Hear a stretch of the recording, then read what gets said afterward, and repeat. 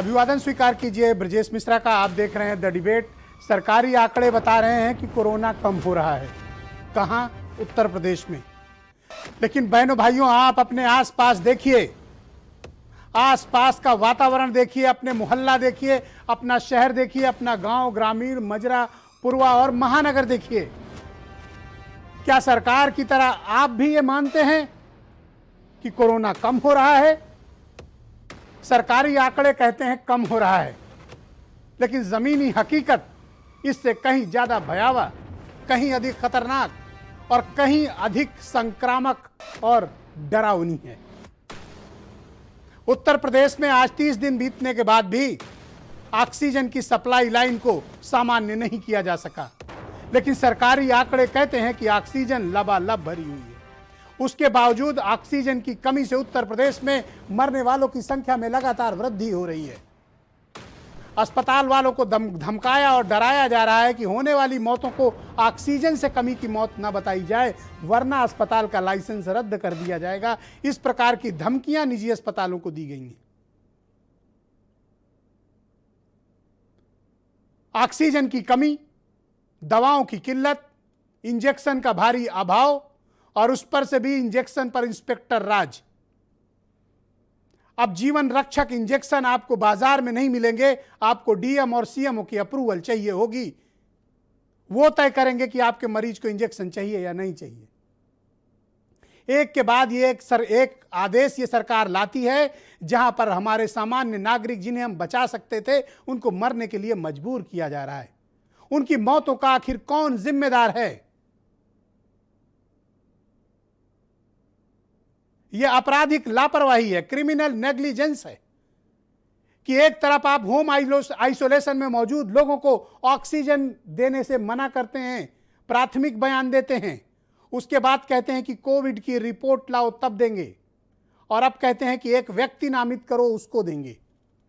मैं पूछना चाहता हूं कि जब आपने पहला आदेश किया कि इंडिविजुअल व्यक्ति को ऑक्सीजन नहीं मिलेगी, उस दौरान यह डेटा सार्वजनिक किया जाए कितने लोगों की मौतें हुई, और उन मौतों के लिए क्यों ना दोषी अफसरों पर मुकदमा चलाया जाना चाहिए। किसी की जान चली जाना आपके एक आदेश से यह आपराधिक कृत्य है, और ऐसी असंख्य जानें हमारे इस प्यारे प्रदेश के लोगों की हुई हैं जो आपके आदेश के कारण, सरकारी आदेश के कारण हुई हैं। मैं इनको ड्रैकोनियन ऑर्डर बोलता हूं। फिर आप कहते हैं कोविड पॉजिटिव रिपोर्ट लाओ तब देंगे, अब आप कहते हैं व्यक्ति नामित करो तब देंगे। तो किस मुंह से आप ये दावा करते हैं कि ऑक्सीजन लबालब है? तो जब आपके पास लबालब है तो ये कौन लोग हैं जो ऑक्सीजन प्लांट के बाहर 18-18, 24-24 घंटे लाइन लगाकर गिड़गिड़ाने के लिए मजबूर हैं ताकि एक सिलेंडर भरे तो उनके परिजन की जान बचे? ये कौन लोग हैं? क्या ये पाकिस्तान का वीडियो है? क्या ये लाहौर का वीडियो है? क्या ये अफगानिस्तान है, बगदाद है, सीरिया है? क्या है ये उत्तर प्रदेश का हाल है। सरकारी आंकड़ों में ऑक्सीजन भरी हुई है, पर इसी प्रदेश का नागरिक अपने घर में होम आइसोलेशन के लिए एक अदद सिलेंडर पाने के लिए गिड़गिड़ा रहा है। 18 से 20 घंटे लाइन में लगता है। यह हाल बना दिया है हमने उत्तर प्रदेश के भीतर। अधिकांश जगहों पर आपको ऑक्सीजन की कमी, दवाओं की किल्लत, इंजेक्शन का अभाव, और उससे भी भयानक एक और कृत्य हो रहा है जिसकी तरफ आज मैं आप सबका ध्यान आकर्षित करना चाहता हूं। दो महत्वपूर्ण तथ्य हैं आज की मेरी परिचर्चा की। सबसे महत्वपूर्ण विषय यह है कि इस वक्त इस महामारी की इस विपदा को आए, भयानक हमला हुए 1 महीने के भीतर उत्तर प्रदेश में paramedical staff, health care workers और डॉक्टर्स का भारी अभाव हो गया है। सरकार के पास ऐसा कोई आंकड़ा और डाटा नहीं है जहां वो बता सके कि कितने डॉक्टर्स, कितनी नर्सेज, कितने पैरामेडिकल स्टाफ, कितने हेल्थ केयर वर्कर्स इस वक्त काम पर हैं। 100-100, 200-200 पेशेंट्स पर 4-5 डॉक्टर और नर्सेज सिर्फ काम कर रही हैं, वो भी आईसीयू वार्ड्स के भीतर। 100 से 150 के आसपास आईसीयू पेशेंट्स को क्या 5 डॉक्टर और नर्सेज मिलाकर, अब उसमें डॉक्टर और नर्सेज कितने अलग अलग कर लीजिए, क्या 5 ये हेल्थ केयर वर्कर्स, डॉक्टर्स मिलकर 100 से ज्यादा आईसीयू पेशेंट्स को हैंडल कर सकते हैं? उनको क्या बेहतर इलाज मिल सकता है? नहीं मिल सकता है। अधिकांश मौतों का कारण यही है। अभी तक दवाएं और ऑक्सीजन की किल्लत थी, अब उत्तर प्रदेश के भीतर doctors, nurses, paramedical staff, health care workers का भारी अभाव है, जिसके कारण किसी को बेड भी मिल गया, आईसीयू भी मिल गया, उनकी भी बेहतर इलाज के अभाव में मृत्यु हो रही है। शहरों में जिस प्रकार से प्राइवेट लेबोरेटरीज में जांच बाधित की गई, सरकारी जांचों को कम किया गया, डाटा मैनेजमेंट किया गया। शहरों में आप भले दावा करें कि आपका कोरोना के केसेस नए कम आ रहे हैं, लेकिन जरा गांव, ग्रामीण गांव, पूर्वा मजरा जाइए, हर घर में खांसते हुए लोग मिलेंगे, हर घर में बुखार से पीड़ित लोग मिलेंगे, हर घर में संक्रमित लोगों की भरे पड़े हैं, हर गांव से मिट्टी उठ रही है, लेकिन गांव की तरफ किसी का ध्यान नहीं है। कहां हो रही है ये एंटीजन टेस्टिंग? कहां हो रहे हैं गांव में आरटीपीसीआर टेस्ट? जहां पैरासीटामॉल की एक गोली न नसीब हो, वहां आरटीपीसीआर टेस्ट तो बहुत बड़ी चीज है। एंटीजन टेस्टिंग तक गांव में नहीं हो रही है। गांव के हालात बहुत खराब हैं। गांव में मरने वाले लोग डेटा में भी शामिल नहीं है, शहर में भी शामिल नहीं थे। और इस त्रासदी ने सबसे ज्यादा गहरी चोट अगर किसी को दी है तो वो उच्च तबके को दी है, मध्यम वर्ग को दी है, व्यापारियों को दी है, निम्न मध्यम वर्ग को दी है, सैलरीड क्लास को दी है। वो लोग जो अपनी जीविका चलाने के लिए बाहर निकल रहे थे, इस त्रासदी ने उनको सबसे भयानक नुकसान पहुंचाया है, जिसका गम वो जिंदगी भर भूल नहीं सकते। उत्तर प्रदेश सरकार के प्रति लोगों में भारी नाराजगी है। नाराजगी इस बात को लेकर है कि इस पैंडेमिक को जिस प्रकार से दुर्व्यवस्था रही, जितना मिसमैनेजमेंट है, जिस प्रकार से भयानक आपराधिक लापरवाही की जा रही है, उसको लेकर उत्तर प्रदेश सरकार के खिलाफ इस प्रदेश के लोगों में गहरी नाराजगी है, लोगों में क्षोभ है, डीप डिस्ट्रेस है। यह उम्मीद और इस तरह की अपेक्षा जन कल्याणकारी सरकारों से बिल्कुल नहीं की जाती है, जिस प्रकार से इस सरकार ने अपने ही नागरिकों के साथ आचरण और व्यवहार किया है। मैं अभी भी कहता हूं कि वक्त है, संभल जाइए। शहरों से यह तबाही अब गांव की तरफ चल दी है, उस गांव की तरफ जहां प्राइमरी हेल्थ केयर का कोई सिस्टम नहीं है।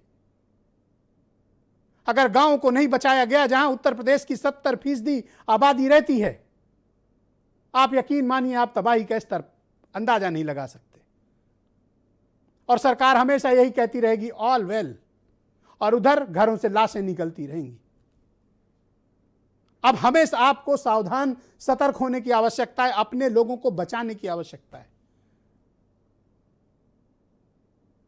टेस्ट आप करेंगे नहीं, ऑक्सीजन आप देंगे नहीं, दवा आप देंगे नहीं, इंजेक्शन आप देंगे नहीं, अस्पताल आप देंगे नहीं, हेल्थ केयर और डॉक्टर्स अवेलेबल नहीं है, आईसीयू बेड्स हैं नहीं, वेंटिलेटर्स का अभाव है, मरने के लिए लोग मजबूर हैं। इस कोरोना काल ने कुछ खोला हो न खोला हो, सरकार की नीति, नियत, उनकी प्लानिंग, इंप्लीमेंटेशन की पोल खोल कर रख दी है। बता दिया कि ये 410 दिनों से जो टीम 11 के नाम पर नाटक रचा गया, दरअसल इसको अमली जामा नहीं पहनाया गया था। इस हालत में उत्तर प्रदेश को जिन लोगों ने पहुंचाया है, उनसे यह प्रदेश जवाब मांगता है। हजारों वो लोग जवाब मांगते हैं जिनके सर से साया उठा, हजारों वो लोग जवाब मांगते हैं जिन्होंने अपने मां बाप खोया, हजारों वो बहनें सरकार से इंसाफ चाहती हैं जो विधवा हो गई हैं। कतार में लाशें फूकी गई हैं उस उत्तर प्रदेश के भीतर और फूकी जा रही हैं। लोगों के गम और गुस्से के अंदाजा आप नहीं लगा सकते हैं। लोगों की तकलीफ की कोई अंत नहीं है उत्तर प्रदेश के भीतर। हम सब ये उम्मीद कर रहे थे कि 7 दिन, 8 दिन, 10 दिन में आप व्यवस्थाएं संभलेंगी, लेकिन व्यवस्थाएं आज तक नहीं संभल पाई हैं। इस बात को लेकर हैरानी है। और ऐसा सिर्फ मीडिया उत्तर प्रदेश का कह रहा हो, नहीं, विदेशों तक में उत्तर प्रदेश की बदइंतजामी के चर्चे हैं। CNN international, BBC, sky news, दुनिया के जो सर्वश्रेष्ठ बड़े चैनल्स हैं, वहां पर मीडिया हाउसेज हैं, उत्तर प्रदेश की बदइंतजामी की बदनामी पूरी दुनिया में पहुंच चुकी है। हम अपने लोगों को भी खो रहे हैं, दुनिया में बदनामी भी उठा रहे हैं। पर सरकारी रिकॉर्ड में ऑल इज वेल, सब ठीक है। तो ये सब ठीक है, तो ये कौन है जो मर रहे हैं? कौन है जो गोमती के किनारे कतारों में जिनकी लाशें फूकी जा रही हैं? क्या ये दूसरे देश के नागरिक हैं? क्या आपके मन में इनके लिए सिंपैथी भी नहीं है? इनके साथ ये क्रूर मजाक क्यों हो रहा है? आप होम्योपैथी दे नहीं पाए, आप एलोपैथी दे नहीं पा रहे हो, सिंपैथी भी नहीं दे रहे हैं आप। सबको पता है कि महामारी है, हमें मिलकर चलना चाहिए, लेकिन सरकार को इस बात का जवाब भी देना चाहिए कि इस महामारी में उसने इंस्पेक्टर राज क्यों लागू किया। अस्पताल में मरीज से भर्ती, कोरोना का टेस्ट कराने से लेकर ऑक्सीजन सिलेंडर और दवा पाने तक इंस्पेक्टर राज क्यों है? दुनिया का यह इकलौता ऐसा राज्य होगा जहां पर इस प्रकार का कोरोना की हैंडलिंग की गई है, जिसके कारण हजारों लोग मर रहे हैं। सरकारी रिकॉर्ड में भले 200-250-300 मौतें प्रतिदिन दिखाई जा रही हों, पर आप सबको पता है कि आपके यहां के शमशान घाटों की क्या हालत है, कब्रिस्तानों के क्या आलम है, आपको बेहतर पता है। क्या कोई जन कल्याणकारी राज्य की परिकल्पना वाली सरकार अपने राज्य के नागरिकों के साथ इस प्रकार का क्रूर व्यवहार करती है? सरकार के इन्हीं कारणों को लेकर लोगों के मन में क्षोभ है, गहरी नाराजगी है कि आप इस पैंडेमिक को, इस महामारी को संवेदनशीलता के साथ हैंडल करने के बजाय आप पुलिस का डंडा, मुकदमों का डर, लोगों को जेल भेजकर या फिर डराकर या फिर ड्रैकोनियन ऑर्डर्स निकालकर आपने जनता की तकलीफों को और बढ़ाया है, उनके साथ क्रूर मजाक किया है। सरकारों को इस बात का जवाब देना पड़ेगा। और कोरोना का जब इतिहास लिखा जाएगा बहनों भाइयों, तो उत्तर प्रदेश के लोगों के दुखों से लिपटी हुई कहानियां सदियों तक हमारा और आपका पीछा करेंगी और हमसे आपसे सवाल पूछेंगी, आने वाली पीढ़ियों से भी सवाल पूछेंगी, हमारी नस्लों से भी सवाल पूछेंगी कि जब हम मर रहे थे, हमारे परिजन मर रहे थे, तब आप क्या कर रहे थे? कुछ बयान सुने, फिर आज की डिबेट को आगे बढ़ाएंगे। ऑक्सीजन रात में बंद कर दिए थे, इसलिए 6 लोग की 7 लोग की मृत्यु हो गई। और अभी बता रहे हैं कि आपके पापा अभी आधा घंटा पहले हुए। सब लापरवाही की वजह से हुआ। उनको 12 बजे एडमिट किया गया था, रात को 11 बजे इंजेक्शन लगा कि नहीं, ये भी गारंटी नहीं है। कोई भी डॉक्टर केवल ऑक्सीजन किसी तरह से, अगर किसी का लग पा रहा है, किसी नहीं लग पा रहा है, उसके अलावा ना तो कोई सुई, ना तो कोई दवा। और जो भी परिजन अपने लोगों को एक कोई दे रहे हैं कि ले जाइए खा लीजिए, कुछ सामान प्रोवाइड करा रहे हैं, वहाँ पर रख रहे हैं, वो भी वहाँ देखिए बाहर रखा हुआ है, ना कोई वहाँ पहुँच रहा है, ले जाके अंदर फेंक दे रहे हैं, मरीज के पास कोई जा ही नहीं रहा है। हो गए 3 दिन से चक्कर लगा रहे हैं लोग, हम लोगों को कह रहे हैं कि ऑक्सीजन अभी आई नहीं है, अभी यहाँ पे मिल नहीं पाएगी।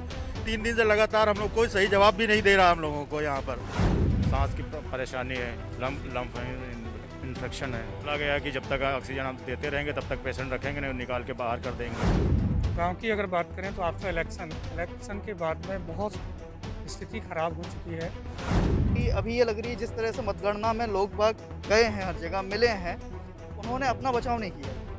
अब उनको थोड़ा समझना चाहिए, कोरोना को लेके थोड़ा सा जागरूक हो जाना चाहिए, नहीं तो फिर बाद में बहुत बुरी स्थिति हो जाएगी। यहाँ पर आके बोला है रेफरेंस लेटर के लिए, तो कह रहे हैं सीएमओ साहब से बात कर लीजिए। बोला सीएमओ साहब का नंबर दीजिए, कोई कांटेक्ट दीजिए, तो बिना कुछ कहे मुंह घुमा के अंदर चले गए।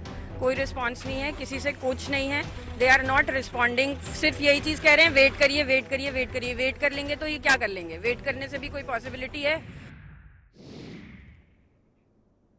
तो आज की डिबेट में मुझे भारतीय जनता पार्टी से नवीन श्रीवास्तव ज्वाइन कर रहे हैं, सुरेंद्र राजपूत कांग्रेस से हैं, doctor Narendra Saini former general secretary रहे हैं आईएमए से, वो मुझे ज्वाइन कर चुके हैं, और कोरोना के मामले के देश के सबसे विख्यात चिकित्सक और आईएमए के national vice chairman AMS cell के डॉक्टर सूर्यकांत भी हमारे बीच विशेष रूप से मौजूद हैं। बहुत शुक्रिया आप सभी का।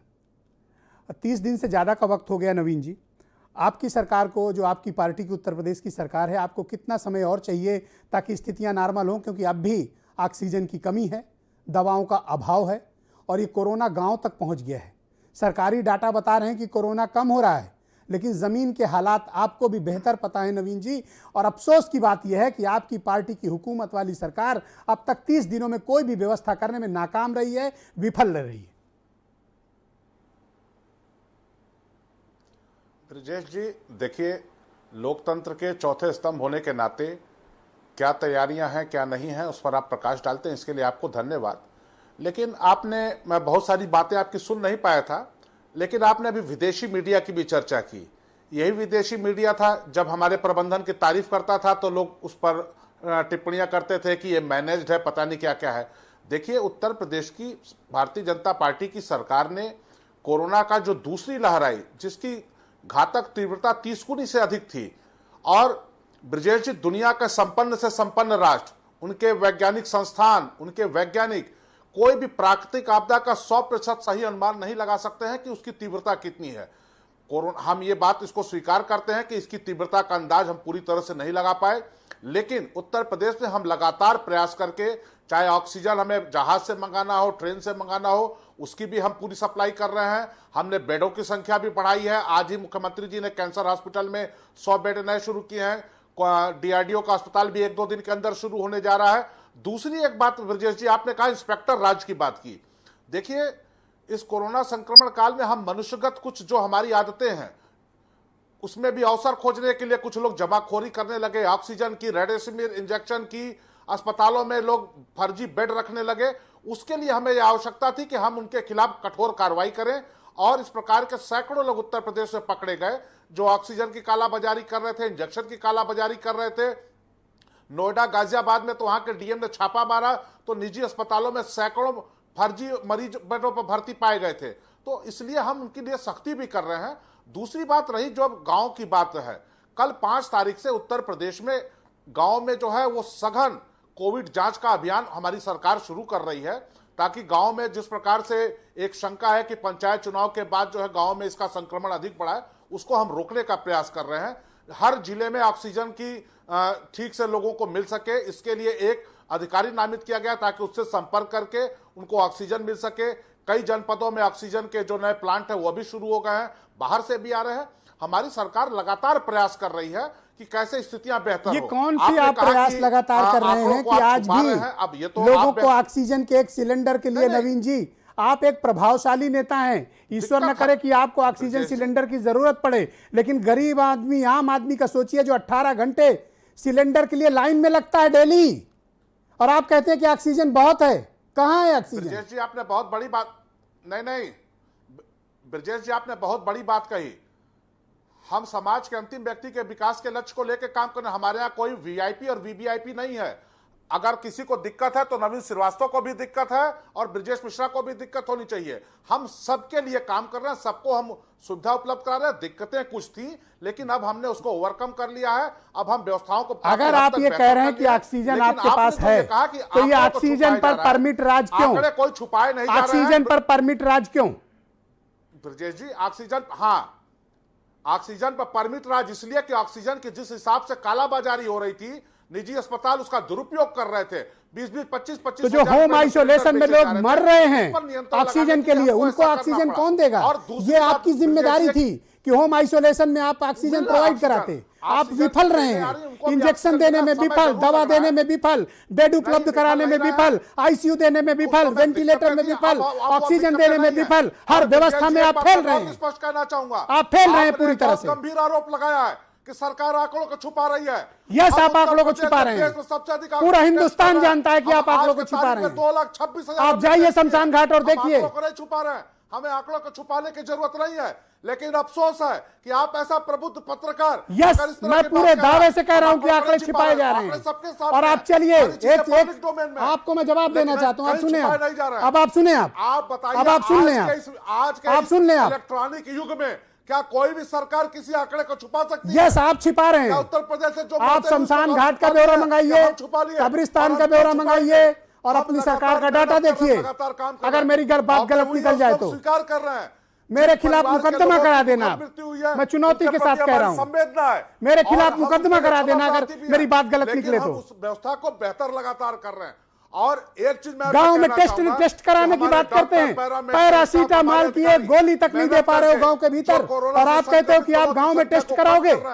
जिस प्रकार किस गांव में टेस्ट हो रहा है? टेस्टिंग को बढ़ा रहे हैं, किस गांव में टेस्ट हो रहा है नवीन जी? उसकी आपको कभी किस गांव में टेस्ट हो रहा है आप बताइए मुझे। लेकिन आलोचना सिर्फ नहीं होनी, आलोचना ही होगी समालोचना आपकी। कीजिए। हमारे लोग हमारी गांव आंख के सामने मर रहे हैं, हम आपसे सवाल भी न पूछे, हर जिले में हम ऑक्सीजन, हम आपसे सवाल भी न पूछे, क्यों नहीं पूछेंगे आपसे? प्रश्न पूछिए। आपको 24 करोड़ लोगों ने चुना है, आपको जवाब देना पड़ेगा।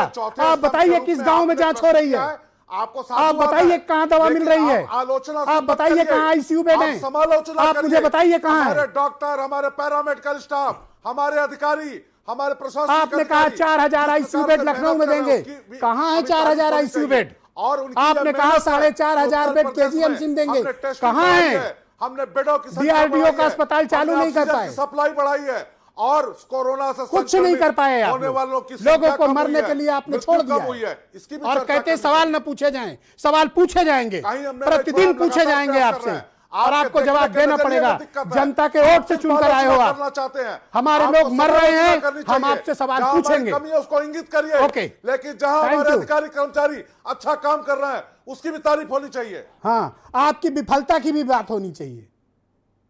ओके, सुरेंद्र राजपूत जी, शुक्रिया आपका। विफलता की बात करिए। देखिए, कह रहे हैं कि आंकड़े छिपाए नहीं जा रहे हैं, सरकारी आंकड़े सुरेंद्र राजपूत बता रहे हैं कोरोना कम हो रहा है, जमीनी हकीकत जाकर देखिए क्या हालात हैं। Yes, Surendra Rajput ji, go ahead. Thank you Naveen ji, Naveen भाई शुक्रिया, नवीन भाई धन्यवाद। काम करके हमने ओके, थैंक यू, मैंने पर्याप्त समय दिया। अब सुरेंद्र राजपूत की बारी, गो अहेड। ब्रजेश भाई, आज सच में बहुत दुखी हूँ। मेरे छोटे भाई जैसा आदमी, अब उसकी बॉडी लेकर के आया हूँ, इसी कोरोना से लेके आया हूँ और इसी परेशानी से लेके आया हूँ, तो मैं बहुत ज़्यादा चिक चिक करने के मूड में नहीं हूँ। नवीन भाई अपने दिल पे हाथ रख के कह दें कि अगर वो सरकार को सही बचा रहे हैं तो हम कोई सवाल नहीं पूछेंगे। नवीन भाई दिल पे हाथ रख के किसी 10 लोगों को नंबर देता हूँ मैं नवीन भाई का, उनके लिए ऑक्सीजन उपलब्ध करा दें। लखनऊ में करा दें, नोएडा में करा दें, कानपुर में करा दें, जहां चाहे करा दें। मेरे पास हर जगह से, अभी आज सुबह कासगंज का एक बच्चा मर गया, ठीक है। अभी छोटे भाई जैसा लड़का मेरे भाई के साथ में, जो क्या नाम पिछले 30 साल से था, उसने कोचिंग साथ में की थी, उस लड़के की बॉडी लेके आया हूं, पूरा ही भेजी है अभी। इसके बाद अगर आप लोग कह रहे हैं कि साहब सब कुछ ऑल इज वेल तो चंगा है, तो भाई भाजपा के लिए सच में चंगा है, क्योंकि वीआईपी कल्चर इनके पास है नहीं। इन्होंने कहा कि आपको भी परेशानी होगी और हमें भी परेशानी होगी, जबकि सरकार तो इसलिए आती है कि ना आपको परेशानी हो ब्रजेश जी, ना नवीन भाई को परेशानी। अरे किस वीआईपी कल्चर की बात करते हैं, मुंह मत खुलवाइए। पूरा पीजीआई वीआईपी के लिए ब्लॉक करवा के फ्लोर की फ्लोर रखी गई है, जब किसी विशेष जगह से टेलीफोन जाता है तब वहां बेड और कमरे मिलते हैं। वही बात मैं कह रहा हूं। मैं आपको सच बताऊं कि आप देखिए, विदेशी मीडिया के डंके की बात अभी कर रहे थे, विज्ञापन देकर के आप किसी से भी करवा लीजिए। विज्ञापन दिया आपने टाइम मैगजीन में, आप बताओ कि शहरों और गांव की क्या हालत है, क्या लोगों को ऑक्सीजन मिल रही है, दवा मिल रही है, बेड मिल रही है? सर शहर वालों को ही ऑक्सीजन नहीं मिल रही है ब्रजेश भाई। गांव की पोजीशन तो यह है कि मैं जिम्मेवारी से, मैं चुनौती के साथ कह रहा हूं कि किसी तहसील में अगर आरटीपीसीआर टेस्ट हो रहा हो तो बता दें। एंटीजन और ट्रूनेट टेस्ट की कोई वैल्यू नहीं है आईसीएमआर और बीमारी के लिए, कोई वैल्यू नहीं है। आप बता दो, आप खुद उठा लो कि आप 2 लाख टेस्ट। अरे वो भी एंटीजन नहीं हो रहा है, मैं तो कह रहा हूं चलो बताओ ना कहां पे हो रहा है। सुनिए सर, मैं उसके बाद मैं तो अपने गांव का बता रहा हूं, जहां मैं का रहने वाला हूं, अपने जिले का बता रहा हूं। मैं गांव की छोड़ दीजिए, मैं तहसील स्तर की बात कर रहा हूं। एक आरटीपीसीआर टेस्ट नहीं है सर। और गांव में मैं आपको जिम्मेवारी से कह रहा हूं, गांव में क्या हो रहा है कि गांव में कोरोना के मरीजों का 90% मरीजों का इलाज टाइफाइड या किसी और चीज का हो रहा है, जिसकी वजह से एक बहुत बड़ी संख्या में मृत्यु दर बढ़ रही है। ये कह रहे हैं, सरकारी रिकॉर्ड बताते हैं कि ऑक्सीजन लबालब भरी है, तो ये कौन लोग हैं जो ऑक्सीजन प्लांट के बाहर लाइन लगाए? क्या ये बांग्लादेशी हैं, लाहौर वाले हैं, लद्दाख से, कहां के हैं? कह दीजिए ना, सिर्फ कह दीजिए कि 10 लोगों को आप अभी अपनी हेल्पलाइन खोल दीजिए और 10 लोगों को ये ऑक्सीजन दिलवा दे नवीन भाई, तो हम लोग इनके सबको प्रणाम कर लेंगे, पूरे योगी की गाथा गाएंगे। अगर ये 10 लोगों को, अभी आपके चैनल पर छोड़िए सारी बहस, 10 लोगों को ये ऑक्सीजन दिलवा दें। अगर आप अभी दे दीजिए इनको नंबर जी, और 10 लोगों को ऑक्सीजन ये लोग दिलवा देंगे तो मैं मान जाऊंगा। ये खुद नवीन भाई जानते हैं कि ये झूठ, छल, कपट, प्रपंच किस मजबूरी में अपनी सत्ता को, सरकार को, अपनी पार्टी को अब ये चाहते हैं कि आलोचना न की जाए, इनसे सवाल न पूछे जाएं। मैं वही बात कह रहा हूं। इन्होंने basically ऑक्सीजन नहीं है, सवाल मत करो। दवा नहीं है, सवाल मत करो। आईसीयू बेड नहीं है, सवाल मत करो। अरे एक नहीं, 1000 सवाल करूंगा, साल भर सवाल पूछूंगा, रोज सवाल पूछूंगा, दिन भर सवाल पूछूंगा। और सुनिए, सवाल बिल्कुल करिए ब्रजेश भाई, एक सेकंड नवीन जी प्लीज। लेकिन मैंने कहा कि आलोचना सिर्फ मत करिए, ओके, समालोचना भी होनी चाहिए। ओके, उनकी बात तो सुन लो। आप मुझे बताओ नवीन जी, कौन से उनकी बात चार सुन लो। काम आपने अच्छे किए? आप ऑक्सीजन दिलवा दो, आप सारी समालोचना करेंगे हम। आप दिलवा दो, मैं 10 लोगों के नंबर दे रहा हूं और ब्रजेश जी से मैं बाकायदा कह रहा हूं, अनुरोध कर रहा हूं कि हेल्पलाइन खोल दे और सारे नवीन जी। अरे हेल्पलाइन खोल के क्या करूंगा? सारा दिन बैठ के रोऊंगा कि मैं अपने लोगों को ऑक्सीजन नहीं दे पाऊंगा। हेल्पलाइन खोलने का काम उत्तर प्रदेश की सरकार का है, जिनको 24 करोड़ लोगों ने चुन के सत्ता पे बिठाया है। ये काम किसी ब्रजेश मिश्रा का नहीं है। और ये ऑक्सीजन दिलवा दें। मेरा जो दायित्व है, मैं चैनल पे आकर बोलता हूं, आपके सवाल उठाता हूं। मेरा काम हेल्पलाइन चलाने का नहीं है।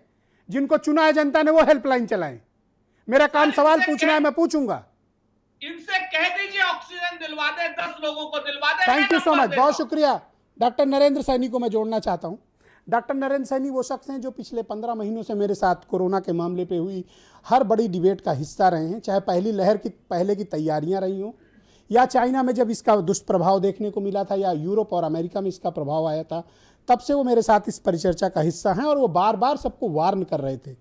तब तमाम पॉलिटिशियंस और एक लोग इनका मजाक उड़ाते थे और कहते थे कि आप बहुत डिमांडिंग हैं, आपको ये मांगते हैं, आपको वो मांगते हैं, और इनकी बातों को इग्नोर किया जाता था। आज हालात इतने ख़राब हो गए हैं कि दिल्ली जहाँ ये बैठे हैं, ये खुद बहुत गम में हैं और ये देख रहे हैं कि हालात और कितने भयानक होते जा रहे हैं। डॉक्टर सैनी, मैं आपसे जानना चाहता हूँ कि आपकी हर सलाह को इग्नोर किया गया, आज हालात कितने ख़राब हैं।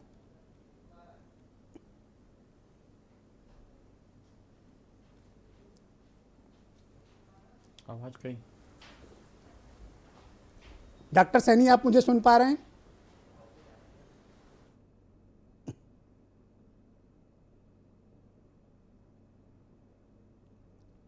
ओके, ऑल राइट, मैं थोड़ी देर में उनसे कनेक्ट होने की कोशिश करता हूं। डॉक्टर सूर्यकांत जी, बहुत शुक्रिया आपका। तमाम हमारे दर्शक आपकी प्रतीक्षा कर रहे हैं, विशेष तौर पर शहर और गांव के लोग। आज आपके पास उनके लिए क्या है? देखिए, आज मेरी भी प्राथमिकता गांव वालों के लिए है जी।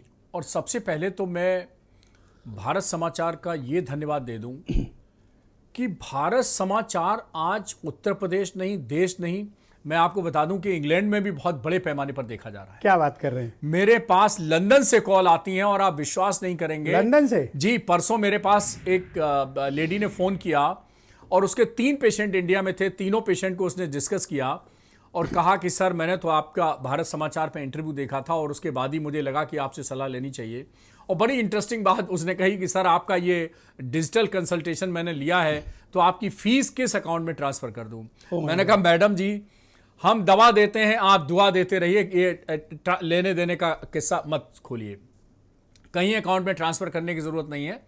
मैं वैसे भी सरकारी डिजिटल कनेक्ट कितनी बड़ी चीज़ है कि दुनिया को एक ग्लोबल विलेज में परिवर्तित कर। आप सोचिए कि आपका भारत समाचार लंदन गया, लंदन से उन्होंने मेरा परामर्श लिया और उस परामर्श को अपने देश के अलग अलग भागों में, कहीं उनका हैदराबाद में पेशेंट था, कोई भाई यहाँ था, कोई वहाँ था, और उन्होंने लिया। तो पहले तो मैं भारत सरकार की ये जो शायद आपको भी नहीं पता होगी, क्योंकि मुझे पता नहीं कोई डेटा ऐसा अभी फीडबैक मिल रहा है, तो मुझे प्रसन्नता का भी अनुभव है, लेकिन इस वक्त गम और क्षोभ इतना है कि मैं क्या बताऊं, मैं तो उसको एक्सप्रेस भी नहीं कर सकता। मैं समझ सकता। आज गांव के लोग आपसे जानना चाहते हैं। दरअसल देखिए, एक मेरा बेसिक प्रश्न है। बेसिक प्रश्न ये है कि गांव के लोग, उनको दवा तो छोड़िए, टेस्ट तो छोड़िए, सामान्य सुविधाएं भी उपलब्ध नहीं है।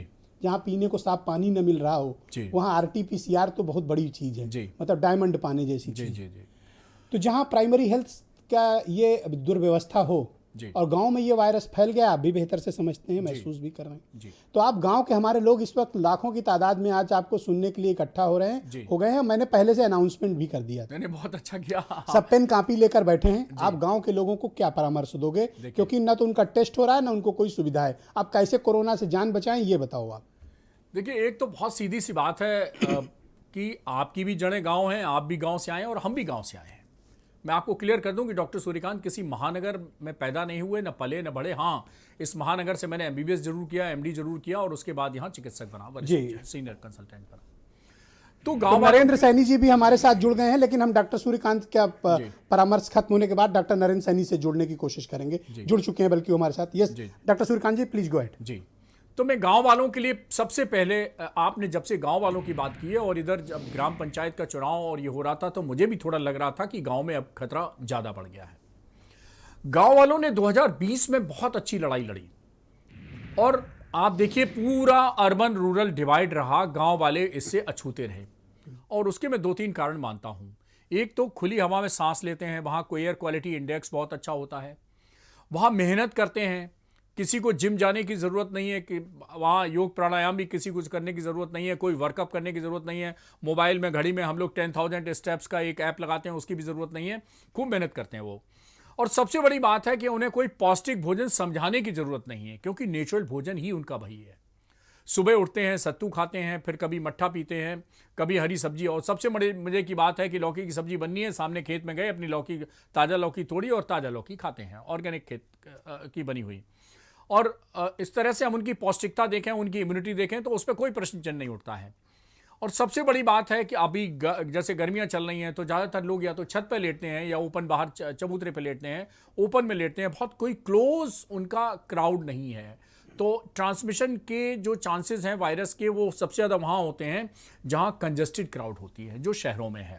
जी, दूसरी बात, मैं आज एक जुमला लाया हूं। अब बीरेन जी की हमें याद आ रही, बहुत दिनों से उनका कुछ सुना नहीं। बीरेन जी भी बस सीख आने वाले हैं, वो स्वस्थ हो गए हैं और आपका ट्रीटमेंट उनको बहुत सूट किया है। जी, चलिए, अब बस कुछ ही दिन के भीतर वो आने वाले हैं। जी, अच्छा है। मैंने उनको कुछ और दिन रेस्ट करने की सलाह दी है, तो मैंने सोचा कि जरा उनको कुछ कंपनसेट किया जाए। जी प्लीज। तो एक जुमला लाया हूं मैं गाँव वालों के लिए, पर ये पॉलिटिकल नहीं होगा। हाँ, पॉलिटिकल नहीं है, बिल्कुल पॉलिटिकल नहीं है भाई। मुझे मालूम है उसके कॉन्सिक्वेंसेस क्या हो सकते हैं, इसलिए पॉलिटिकल बिल्कुल नहीं है। तो उनके लिए मैं एक जुमला लाया हूं 2 लाइन का, कि न जांच न रिपोर्ट, न जांच न रिपोर्ट। अभी आप कह रहे थे जांच उपलब्ध नहीं है, और फिर आप कह रहे थे कि वो रिपोर्ट भी मिलेगी तो 4-5। तो न जांच न रिपोर्ट, करो कोरोना पर सीधी चोट। फिर से दोहराओ जरा। न जांच न रिपोर्ट, करो कोरोना पर सीधी चोट। ओके, मतलब जांच और रिपोर्ट के चक्कर में ना कोई पड़ो, चक्कर, सीधे ट्रीटमेंट कोई पे जाओ। चक्कर नहीं है। ओके, देखिए, नए नए ग्राम प्रधान चुने गए, उनको बधाई दीजिए और कहिए प्रधान जी भैया एक काम कर दीजिए, बस एक पल्स ऑक्सीमीटर, एक उंगली में जो नापने वाली मशीन डॉक्टर सूर्यकांत भारत समाचार ब्रजेश मिश्रा जी बता रहे हैं पिछले 14 महीने से, वो मंगवा दीजिए। वो भी नहीं है तो थोड़ा चंदा कर लीजिए, 2-4 मशीनें मंगवा लीजिए, और एक कोई ओपन चबूतरा में एक नियम बना लीजिए कि रोज सुबह शाम सबकी उंगलियों में सैनिटाइज मशीन कर करके सबकी नापी जाएगी, सबकी रीडिंग ली जाएगी। ओके, बस इतना कर लीजिए। जिसकी 94 से निकले और कोई लक्षण निकले या ना निकले, अगर 94 अंक याद रखें, अगर 94 से नीचे ऑक्सीजन निकले तो बस 4 चीजें मेडिकल स्टोर वाले से मांग लेना, बस। ठीक है, उनको हिंदी में बताइए कौन सी। सिंधी सी। एक होती है बुखार की वाली, सब कोई जानते हैं, पैरासिटामॉल। बहुत सारे कॉमर्शियल नेम है, मैं चूंकि डॉक्टर हूं, सरकारी डॉक्टर हूं, मैं किसी ब्रांड का नाम नहीं ले सकता, नहीं तो मेरे खिलाफ कार्रवाई हो जाएगी। तो पैरासिटामॉल, अगर आप थोड़े हल्के हैं, एक गहरे बदन के हैं तो 500 मिलीग्राम, और भारी वजन के हैं, भारी भरकम जिसको गांव में कहा जाता है, तो 650 मिलीग्राम। अब समस्या है कि मान लीजिए थर्मामीटर भी नहीं है, वैसे तो आजकल सब होता है, तो मैं बता दूं बच्चों को, खासतौर पे अगर गांव के बच्चे प्रोग्राम देख रहे हैं, कि अपने पापा बाबा दादा नाना के ऐसे ये हाथ लेना और यहां गर्दन पे यहां रखना। ओके, और अगर गर्माहट लगे, समझो बुखार है, अरे किसी थर्मामीटर की जरूरत नहीं है, बस ये ध्यान रखना इस साइड से नहीं, किस साइड से, इस वाली साइड से, इस वाली साइड से यहां गर्दन पे यूं हाथ रखना, और गर्म लगे तो। अब मैं एक छोटा सा उदाहरण बता दूं, मुझे जब भी कभी इधर 2-4 साल में बुखार आया हो, तो मैंने श्रीमती जी से कहा देखो मुझे बुखार तो नहीं है, तो मैं रोज बुखार रहता है, तो मैं क्या एक गोली खा लो। फिर मैं बिटिया से कहता हूँ देखो बेटा बुखार है, तो मैंने उसको नापा, वो सीधे यहाँ हाथ ऐसे ले जाती है, कहती हाँ पापा है, और नहीं है तो नहीं है। कभी थर्मामीटर मैंने नहीं लगाया, बिटिया की डायग्नोसिस 100% करेक्ट है। ओके, एक तो पैरासीटामॉल लें, दूसरा पैरासीटामॉल ले लें इसके लिए, बुखार के लिए, और 3 दवाएं और हैं, बस थोड़ा सा कष्ट होगा उनको याद करने में। नहीं, वो लिखने के लिए तैयार हैं, आप थोड़ा आराम से समझाएं। आइवरमेक्टिन,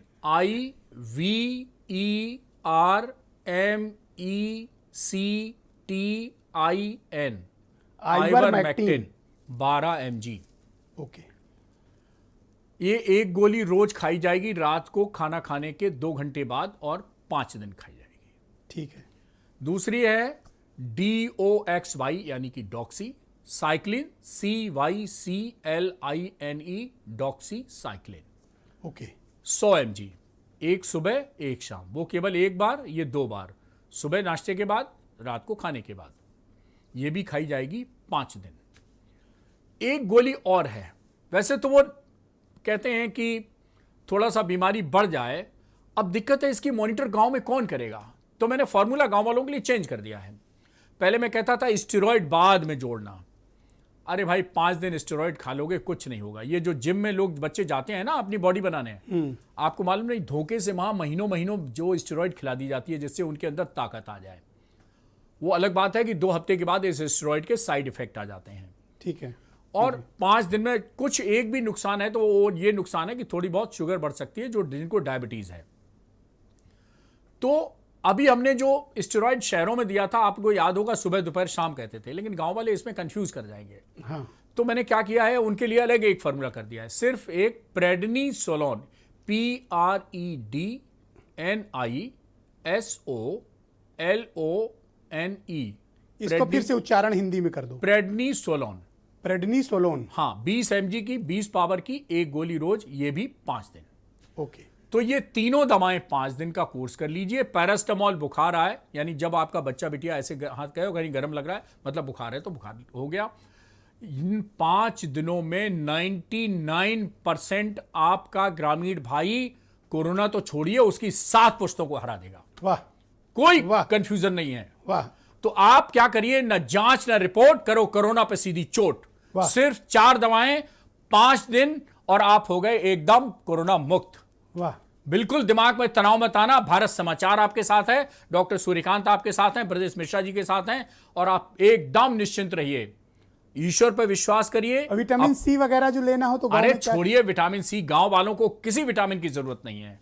उनकी जो डाइट ऐसी है उसमें सब विटामिन जा रहे हैं, सब मिनरल्स जा रहे हैं। ये सब हटा दीजिए, क्यों पैसे बर्बाद करना चाहते हैं गांव वालों के। ओके। मास्क वगैरह का इस्तेमाल तो करें। हाँ, देखिए गांव में वैसे भी हाथ तो मिलाया नहीं जाता है, और 30 त्योहार जब तक ना हो तब तक गले भी नहीं मिला जाता है। तो मिलने पे भैया नमस्ते करिए, या हम लोग कहते हैं भैया राम राम, भैया राम राम, आपस में मिलते हैं तो इसी तरह का व्यवहार होता है। तो दूर से राम राम करिए। और जहां अब गांव में एक ट्रेडिशन होता है, बाहर से शुक्रिया अदा करूं, मेरी समझ में नहीं आता कि आप जैसे असाधारण चिकित्सक जिनके पास मेट्रो से लेकर सामान्य शहरों से लेकर गांव मजरा पूर्वा तक के लोगों के लिए आपके साधारण लोगों के साधारण दवाएं आपने बताई, और ये सब बेहद सस्ती होंगी मेरे ख्याल से। ऐसा ही साधारण चिकित्सक बनाए रखे, गांव वालों से जोड़े रखे। ये उत्तर प्रदेश आपका उपकार, आपका ऋण कभी चुका नहीं सकता। आप सही मायने में इस माटी के सपूत हैं जिसने अपनी मिट्टी का कर्ज और फर्ज दोनों अदा किया है। मैं आपका सच में सही मायनों में बड़ा अभिनंदन करता हूं। डॉक्टर नरेंद्र सैनी मुझे ज्वाइन कर चुके हैं, फार्मर जनरल सेक्रेटरी रहे हैं, और ये वो शख्स हैं जो पिछले 15 महीनों से मेरे साथ डिबेट का हिस्सा रहे हैं। हर बार इन्होंने भारत में लोगों को आगाह किया, लेकिन इनकी हर बात को इग्नोर किया गया। आज हालात इतने ख़राब हो गए हैं कि अगर इनकी कही गई बातों को पहले समझा सुना गया होता, सरकारों ने इम्प्लीमेंट किया होता, तो आज हम हजारों जानों को बचा सकते थे। डॉक्टर सैनी, आज के हालात देखकर मुझे आपकी वो सारी बातें याद आ रही हैं और मुझे बड़ी पीड़ा है और बड़ा कष्ट हो रहा है।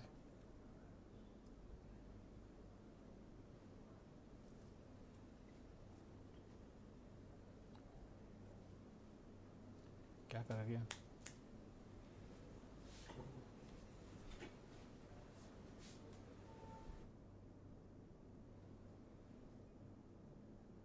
डॉक्टर सैनी, आप मुझे सुन पा रहे हैं?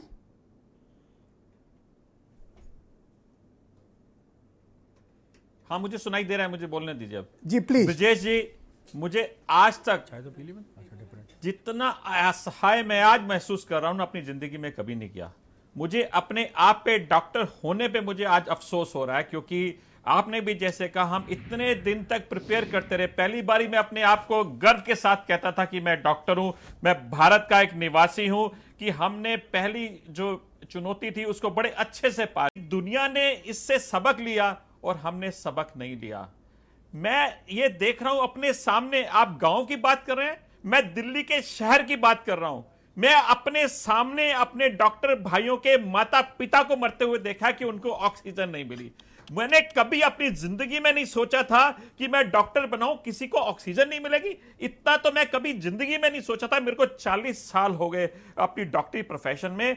इस असहाय जैसा मैं महसूस कर रहा हूं कि लोगों को दवाइयां नहीं मिल रही, सबसे बड़ी बात लोगों को ऑक्सीजन नहीं मिल रही, और मेरे डॉक्टर भाई जो इनके परिवार वालों को ऑक्सीजन नहीं मिल रही, तो मैं सोच सकता हूं कि गांव में क्या हाल हो रहा होगा। इसके लिए यदि आप करते हैं, हमेशा कहीं ना कहीं पे जब भी कोई ऐसी बातें आती हैं तो हेड्स रोल हो जाते हैं कि ये इस बात को हटा दिया गया। आज कोई पॉलिटिशियन को मैं देख रहा हूं, किसी हेल्थ मिनिस्टर को बताइए किसी को हटाया गया क्या? किसी कोई भी आईएएस ऑफिसर जिस बात के जिम्मेवार थे, किसी के ऊपर कोई एक्शन लिया गया? कोई एक्शन नहीं, क्योंकि सारे के सारे क्योंकि उसमें मौजूद हैं। आप सबके सब चाहते हैं कि डॉक्टर किसी से इलाज कर दे। डॉक्टर कहां से इलाज करेगा? यदि आप उसको दवाई नहीं देंगे, आप उसको ऑक्सीजन नहीं देंगे, कहां से वो इलाज करेगा? इससे देश में ऐसे इलाज नहीं हो सकता। मैंने अपने आप को कभी इतना असहाय महसूस नहीं किया। मैं एज ए डॉक्टर बैठा हूं, मैं क्या डॉक्टर दूंगा? आप बेड नहीं दे रहे, आप वहां पे डॉक्टर्स नहीं दे रहे। मेरे आज की तारीख में इतने सारे डॉक्टर, उनको कोरोना हो चुका है, उनके लिए ऑक्सीजन नहीं है। बताइए किस हालात में हमारे डॉक्टर भी लोग काम करेंगे? किस तरह का कॉन्फिडेंस आप पैदा कर रहे हैं? आप सिर्फ डिबेट, हमारे पॉलिटिशियन यहां आके डिबेट करते हैं, मैंने ऑक्सीजन दे दी, मैंने ये कर दिया। आप मुझे बताइए, मैंने देखा क्वेश्चन पूछते हुए, आप बताइए किस प्राइवेट हॉस्पिटल में, किसी सरकारी हॉस्पिटल में ऑक्सीजन मिल रही है? मैंने आपके पॉलिटिशियन भाई को सुना, नवीन भाई को, कहते हैं कि निजी हॉस्पिटल ऑक्सीजन को चोरी कर रहे हैं। अरे मुझे बताइए, मैं अपने मरीजों के लिए चोरी नहीं कर रहा हूं। मुझे ऑक्सीजन दीजिए ना, मुझे ऑक्सीजन नहीं मिल रही, मेरे अपने परिवार के लोग मर रहे हैं बिना ऑक्सीजन के। ये नवीन भाई जी से कहते हैं कि हम ऑक्सीजन, निजी हॉस्पिटल अपना ऑक्सीजन को अपना ब्लैकमेल कर रहे हैं। अरे मुझे इस समय ब्लैकमेल नहीं, मुझे हर भारतीय को बचाना है। हर डॉक्टर अपने इस बात के लिए बैठा हुआ कि मुझे बचाना है अपने परिवार को, लेकिन हर डॉक्टर आज अपने आप को असहाय महसूस कर रहा है, क्योंकि ये पॉलिटिशियन लोग किसी की बात नहीं सुनते, सिर्फ अपनी बात को कहना जानते हैं। क्या जरूरत पड़ गई कुंभ मेला के लिए कि आप आइए यहां कुंभ मेला हो रहा है, यहां पे कुछ नहीं हो सकता?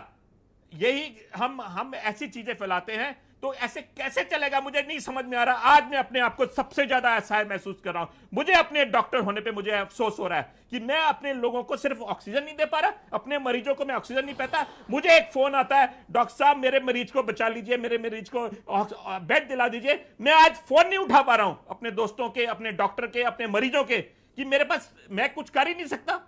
यदि मैंने उनको बेड भी दिला दिया तो मैं उनको ऑक्सीजन नहीं दिला सकता, मैं उनको दवाइयां नहीं दे सकता। वो रेमडेसिविर और ये दवाइयां जो हम बात करते हैं, क्या किसके पास मौजूद हैं? मुझे बताइए। मैं एज ए डॉक्टर, मुझे नहीं पता लगता कि मुझे किसको बोलूंगा। मैं अपने किसी रिश्तेदार का, किसी पेशेंट का मैं फोन नहीं उठा रहा हूं आजकल, जस्ट बिकॉज कि मैं कुछ कर ही नहीं सकता। मुझे इतना ही कहना था। मेरे हाथ जोड़ के सारे जो पॉलिटिशियन भाई लोग हैं, चाहे सरकार के हो या दूसरे हो, उन सबसे नम्र विनती है कि आपने क्या किया मुझे ये बताइए, और कौन से हेड रोल हुए कि इतना सारा कुछ हो गया। आप 2 मिनट के लिए यदि से एक निजी हॉस्पिटल में कुछ प्रॉब्लम हो जाती है तो उसके ऊपर कार्रवाई शुरू करते थे। आज किस पॉलिटिशियन पे, किस सरकार के किसी अधिकारी पे आज कुछ उसके ऊपर एक्शन हुआ? क्यों? कितने सारे जो पूरे हमारी कंट्री के इतने सारे हेल्थ मिनिस्टर हैं, किसके ऊपर एक्शन हुआ ये बताइए मुझे। अफसोस है मुझे कि मेरे को इतना इमोशनल मैंने आज तक कभी नहीं हुआ, लेकिन आज मैं अपने आप को असहाय और इमोशनल फील कर रहा हूं, क्योंकि मुझे लगता है यदि मुझे भी कभी जरूरत पड़ी तो मुझे ऑक्सीजन नहीं मिलने वाली। एज ए डॉक्टर मैं कह रहा हूं।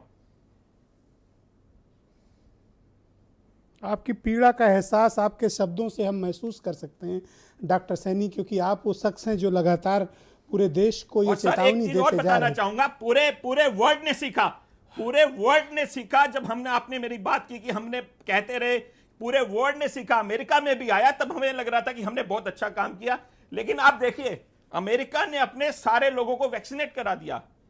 छोटे से छोटा देश, आज तक यहां कहीं नहीं आ रहा कि वहां पे ऑक्सीजन की कमी है, एक छोटी सी चीज ऑक्सीजन की कमी है, लेकिन हमारा देश, हम चाहते हैं कि हम चांद पे जाएंगे, लेकिन हम एक ऑक्सीजन लोगों को नहीं दे सकते।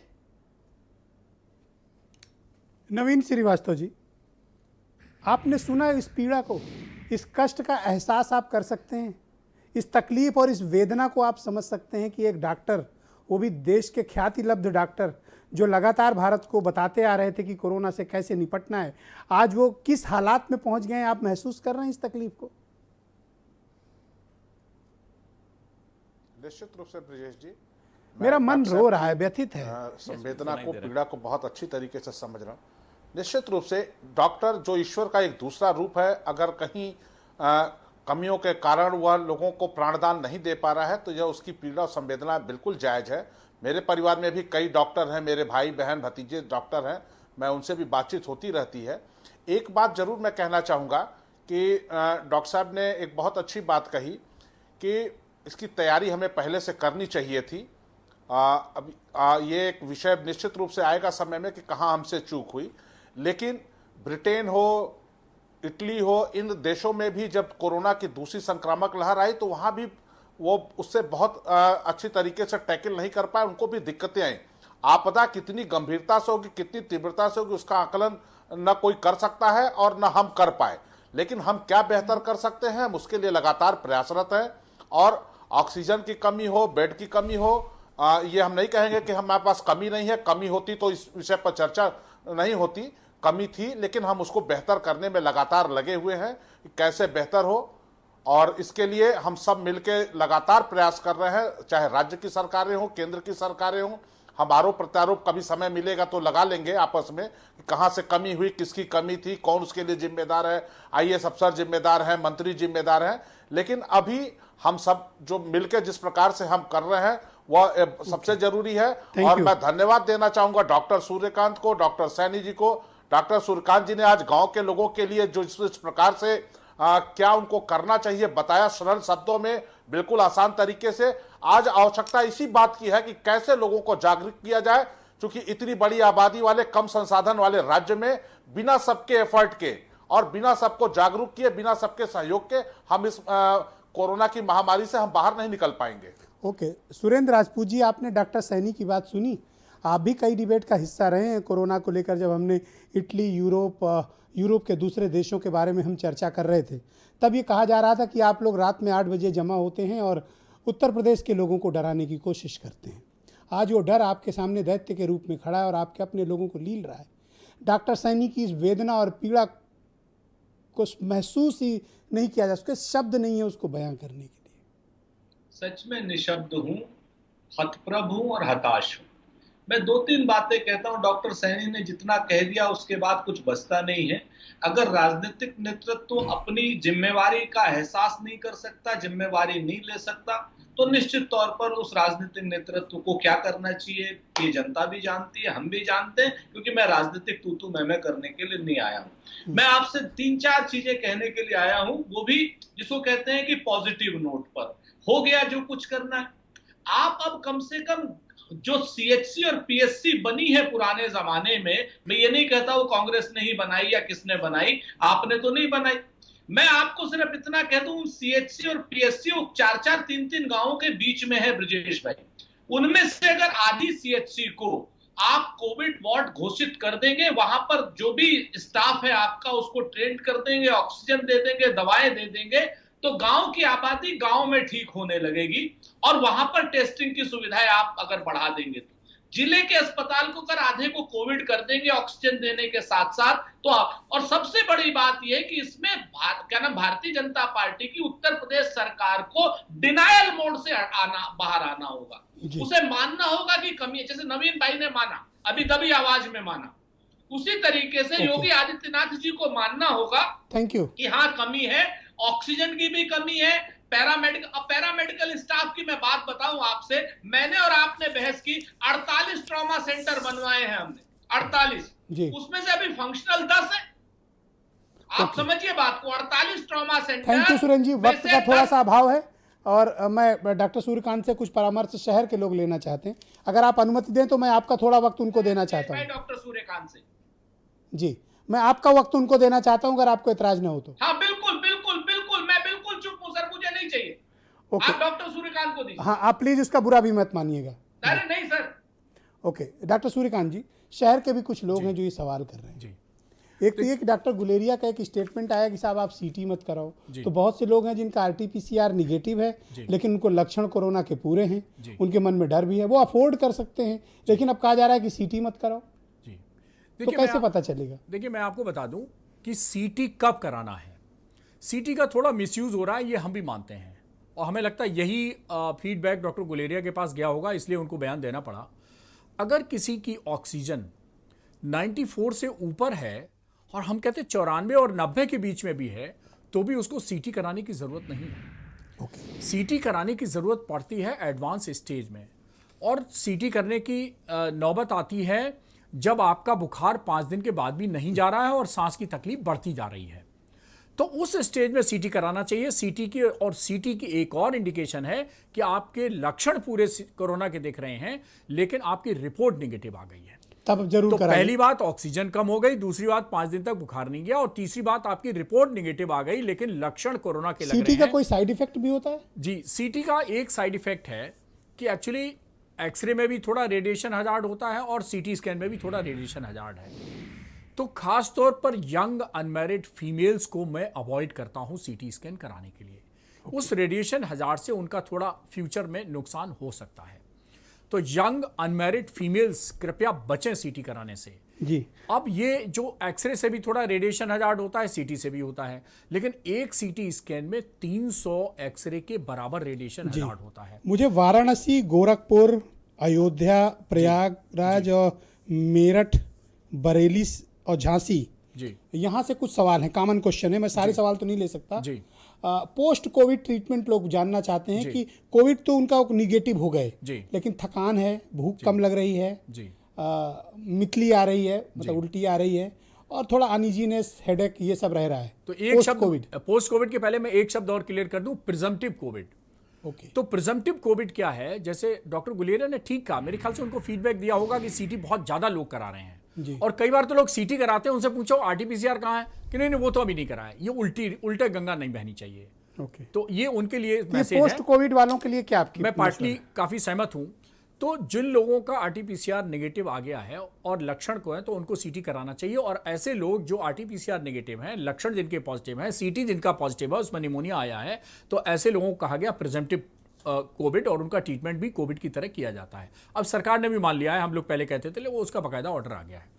अब हम एक थोड़ा अर्बन लोगों के लिए, गांव के लिए जुमला दे दिया, तो इनको भी जुमला दे दें। अब देखिए लखनऊ में तो रिपोर्ट अगले दिन मिल जाती है, छोटे छोटे शहर हैं उसमें रिपोर्ट 4-4, 5-5 दिन मिल रही है। एक समस्या ये भी अर्बन लोगों की आ रही है, शहरी लोगों की, सही है, कि वो 4-5 दिन तक क्या करें, उनकी टियर 2 टियर 3 क्लास की जो सिटी है, टियर 2 टियर 3 क्लास की, उनकी रिपोर्ट हमें मालूम है, हमें खूब फोन आते हैं, डॉक्टर साहब अभी सैंपल दिया, अब तो 5 दिन रिपोर्ट आएगी, चौथे दिन हम क्या करें।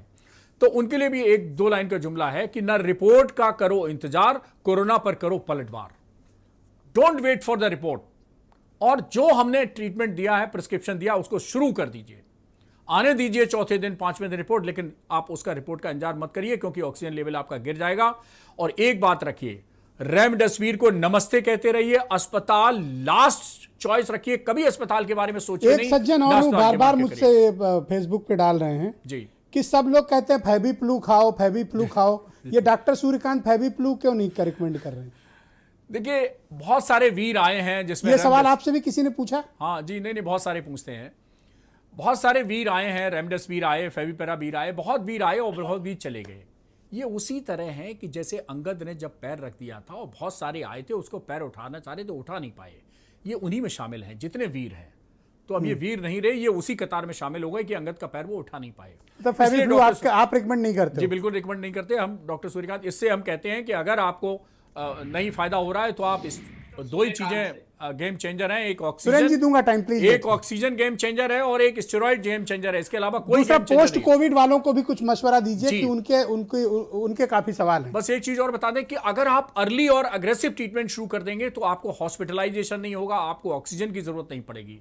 ऑक्सीजन की कमी है, इसलिए कोशिश करिए अर्ली और अग्रेसिव ट्रीटमेंट। इसलिए don't wait for the report का इंतजार मत करिए। मैंने कहा कि रिपोर्ट का इंतजार करने की कोई जरूरत नहीं। आप अग्रेसिव सुरेंद्र राजपूत कुछ पूछना चाहते हैं, मैं इनको वक्त दे रहा हूँ। या सुरेंद्र जी पूछिए। जी डॉक्टर राज, जिज्ञासु मेरा बड़ा छात्र हैं आप। सिंपल सा क्वेश्चन, जी डॉक्टर साहब प्रणाम। मेरा एक बड़ा सिंपल सा क्वेश्चन है कि पोस्ट कोविड ट्रीटमेंट में या पोस्ट कोविड में इस वक्त बहुत लोग हार्ट अटैक से और लंग्स के इन्फेक्शन से मर रहे हैं। जी बिल्कुल ठीक तो है। ये कई लोग कह रहे हैं कि आपका ब्लड थिक हो जा रहा है, कई लोग कुछ कह रहे हैं, और तो अक्सर कोविड नेगेटिव होने के 7 दिन बाद 10 दिन बाद लोग मर रहे हैं। तो आप थोड़ा सा लोगों को बता दीजिए कि हम लोग क्या करें ताकि पोस्ट कोविड डॉक्टर साहब प्लीज गो अहेड। में थैंक यू सुरेंद्र जी। अब देखिए, कोविड को हम लोगों ने 3 अवस्थाओं में डिस्क्राइब किया है। डॉक्टर साहब यू हैव 2 मिनट्स। हाँ, 2 मिनट में खत्म करता हूं। लक्षण जब शुरू हुए या डायग्नोसिस जब बनी, उसके 3 हफ्ते तक ये कहलाता है कोविड फेज। 3 हफ्ते से लेके 3 महीने तक कहलाता है पोस्ट एक्यूट कोविड, और 3 महीने के बाद कहलाता है पोस्ट क्रॉनिक कोविड। सबसे ज्यादा जो डॉक्टर राजपूत जी ने समस्या गिनाई, वो गिनाई कि आपका आरटीपीसीआर नेगेटिव हो गया और पोस्ट एक्यूट वाला फेज प्रॉब्लम हो गया, उसी में समस्या आती है। तो ऐसे लोग जो तनाव में हैं, जो दबाव में हैं, जिनको डायबिटीज है, ब्लड प्रेशर है, या पुरानी कोई हार्ट की बीमारी है, जो लोग पहले से एस्प्रिन की गोली खा रहे थे, वो क्या करते हैं, वो कोविड के इलाज के चक्कर में थोड़ी दवाएं उनकी गड़बड़ा रहा। तो एस्प्रिन एक थिनर है जो आप पहले से ले रहे हैं, कृपया उसको बंद ना करें, उसको लेते रहें। और जो डायबिटिक के लोग हैं, भले ही कभी हार्ट अटैक ना पड़ा हो, कभी ब्लड प्रेशर ना रहा हो, उनको भी प्रोफाइलेक्टिकली। एस्प्रिन का कोई साइड इफेक्ट भी है? नहीं, कुछ नहीं। आप नॉर्मल कोविड पेशेंट भी ले सकता है? जितने हार्ट के पेशेंट हैं वो जिंदगी नॉर्मल कोविड पेशेंट ले सकता है? जी बिल्कुल ले सकता है। हार्ट के पेशेंट जिंदगी भर एस्प्रिन लेते हैं। 75 मिलीग्राम की प्रोफाइलेक्टिक एस्प्रिन जो आपने अभी प्रिस्क्राइब किया, क्या गांव के लोग भी जरूरत पड़ने पर ले सकते हैं? गांव के लोगों कोई नुकसान? गांव लोगों को कुछ होने वाला नहीं है जी। वो तो मेहनत करते हैं, उनको कहाँ, उनकी तो खून दौड़ता रहता है, ना थक्का जमता है, ना वो कुछ होता है। तो इसलिए ये उनको है जो ओबेसिटी के शिकार हैं, मोटापे के हैं, तनाव है, जिनको दबाव है, जिनको हार्ट के पेशेंट हैं, बीपी के पेशेंट हैं, शुगर के पेशेंट हैं। खास तौर पर इनके लिए दिया जाता है कि वो 1 हफ्ते के लिए, 5-7 दिन के लिए एस्प्रिन की 75 मिलीग्राम की गोली रोज रात को ले लें। कितने दिन चला सकते हैं आप इसे? 1 हफ्ते के लिए चला दें, काफी है। ओके, वही पीरियड होता है। 75 पोस्ट कोविड ट्रीटमेंट में 2-3 समस्याएं और होती हैं। एक होती है सिर दर्द होने लगता है, एक चक्कर आने लगता है, एक सदमा बैठ जाता है तो घबराहट होने लगती है कि मेरा पल्स बहुत तेज, नब्ज बहुत तेज हो जाती है। तो एक कुछ छोटे मोटे सिम्टम के लिए एक दवा आती है बहुत सिंपल, जो हार्मोनल बैलेंस को ठीक करती है, आपकी रेस्टलेसनेस को भी ठीक करती है, नींद को भी ठीक करती है। एक मेलोसेट नाम की गोली आती है, MELOSET, 3 मिलीग्राम की गोली आती है। हफ्ता से 2 हफ्ता रात में बड़े आराम से दी जा सकती है। फिर से वो नाम बता दें आप। MELOSET, मेलोसेट 3 mg।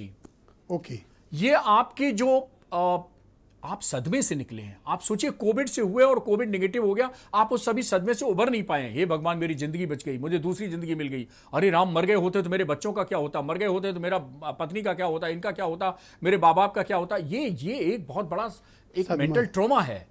हम केवल वायरस ठीक कर रहे हैं, हम केवल वायरस पे सोच रहे हैं, हम उस मेंटल ट्रॉमा की नहीं सोच पा रहे हैं। तो हमें इस बैलेंस को साबित करने के लिए भी एक मेलोसेट नाम की गोली, ये कुछ दिनों के लिए हम लोग 2 हफ्ते तक 3 हफ्ते तक चलाना देना चाहिए। खास तौर पर ऐसे लक्षण है। अब देखिए, पोस्ट कोविड बहुत सारे लक्षण हैं। मसल क्रैम्प्स होते हैं।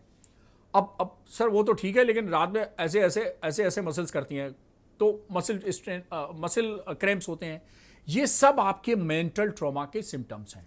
नींद ना आना, रेस्टलेस हो जाना, धड़कन बढ़ जाना, कमजोरी आना, थकान आना, चक्कर आना, चलते समय चक्कर आना, घबराहट होना, पसीना निकल आना, बहुत दिनों तक सुरेंद्र जी, आपको आपके सवाल का जवाब मिला? भूख लगाना बहुत दिनों तरीके से मिल गया। मैं कुछ लोग कंसल्टेंसी की फीस जमा कर देना, कंसल्टेंसी की फीस जमा कर देना। गूगल पे पे मैं तुरंत नहीं, आपके यहाँ जमा कर। अरे पैसे से नहीं, धन्यवाद से ज्ञापित कर दो। खाते में भेजना है धन्यवाद तो बारंबार है, लेकिन किसी दिन नाश्ता भी।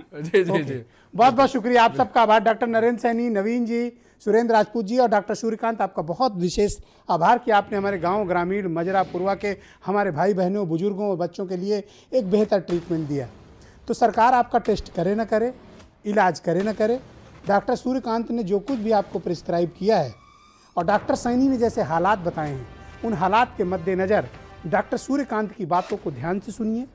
ये मैं यूट्यूब पर भी डलवा दूंगा इस एपिसोड को, फेसबुक पर भी डलवा दे रहा हूँ, वेबसाइट पर भी डलवा दे रहा हूँ। नहीं देख पाए हो तो वापस जाकर देख लेना और नोट कर लेना ठीक से। इस ट्रीटमेंट का पालन करो, अपनी जान बचाओ, अपने घर वालों को बचाओ। सरकार आपकी देखभाल करे ना करे, लेकिन खुद की देखभाल करो और अपनी जान बचाओ, क्योंकि सरकार लखनऊ में ऑक्सीजन नहीं दे पा रही है तो आपके गांव में कहां से ऑक्सीजन देगी। धन्यवाद, नमस्कार।